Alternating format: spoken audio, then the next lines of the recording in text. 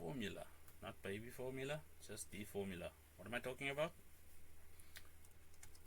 This thing.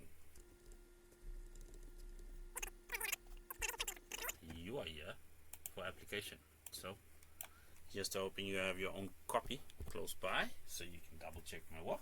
How do we do this? Quite simple. Let's go back to basics and realize that over there we have our A value, that's our B value, that's our C value, and that is a check for standard form.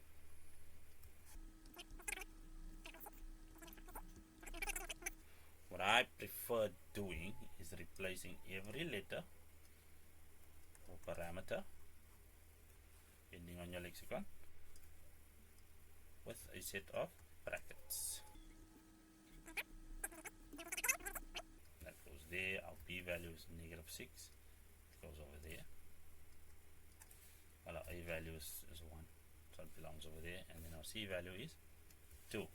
This gets punched into your calculator and you'll find that x is equal to some value, or x is equal to some other value. A few moments later. Those values are 5,65 or 0